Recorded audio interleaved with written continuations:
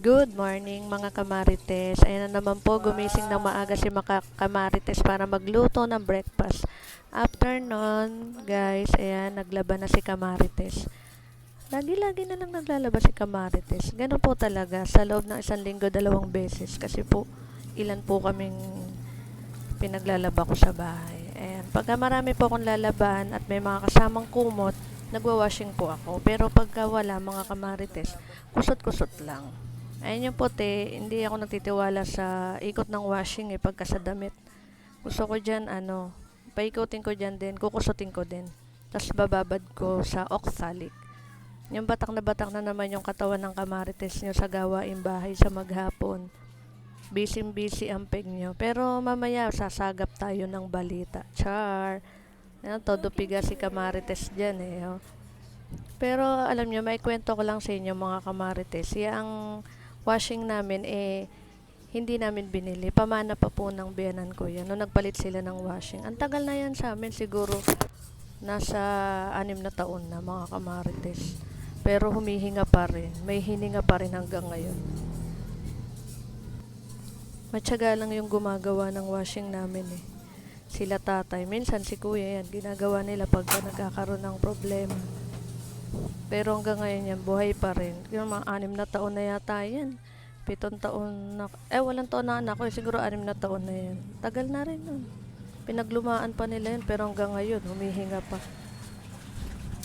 Alam nyo guys, mga kamarites, mas gusto ko sa labas naglalaba kasi diyan, nakakalaba ka na, nakakasagap ka pa, diba? Charot. Busy ang person nyo, pakaway-kaway pa si kamarites. Mamaya, pagod na naman yan. Ayan mga kamarites, mga nilaban ko. Yung puti, nakababad pa. Pero babanlawan na rin ni kamarites yan.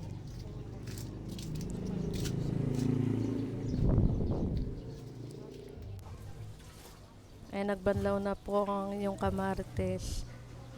Mas gusto ko mga kamarites sa labas nagbabanlaw. Kasi bukod sa nakakasagap na ako, tipid pa sa tubig. Kasi pag sa loob lawas masikip sa banyo. Kaya gusto ko dyan sa gripo. Yan nga lang, magbobomba ka nga lang.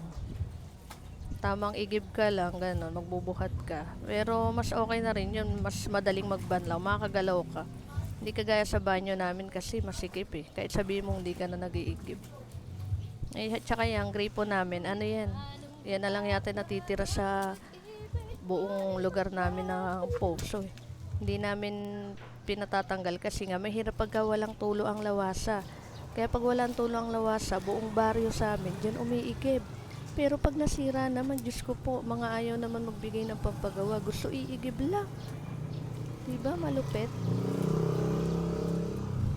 Dahil sa hindi kami madamot, masama kasi pinagbadamutan tubig guys. Kaya kahit ganyan sila, sige lang, igib lang. Minsan nga, hindi na uso paalam, sasahod na lang. Laban na laban si kamarites niya sa todo piga ng kumot. Ang hirap kayang magbanlaw ng kumot, guys. Kasi lalo yan, okay, bigat niyan kamarites. Makapal kasi yan sa pin namin. Kaya apak-apakan natin para matanggal yung mga sabon, dumi, ganon. Pagod na naman ang kamarites nyo hanggang tanghali. Ayan nga, at may sumabay pang bumili. Alam namang nagbabanlaw. Tapos sasabay pa. Hindi naman natin sila. Natapos na nga kamarites niya magbanlaw. Ayan, nagluto naman ng tanghalian namin ng anak ko. Nagprito na lang ako ng tilapia kasi pagod na ako para magluto pa, etc. Ayan, toyot kalamansi. Tsaka nagsangag na rin ako ng kanin para sulit yung kain ng kamarites niya. Ay, pinaliguan ko na yung prinsesa ko. Nag-iisa lang yung anak ko mga kamarites. Ayo ba, ilan ang anak nyo? Gusto, nag-iisa lang yan. Kala mo isang dosena. Laki-laki na, pinaliliguan pa yung anak ng kamarites nyo. Diba? Nakatingin pa siya sa camera Kala mo namang ligo na siya guys. Marunong maligo. Kailangan pang paliguan.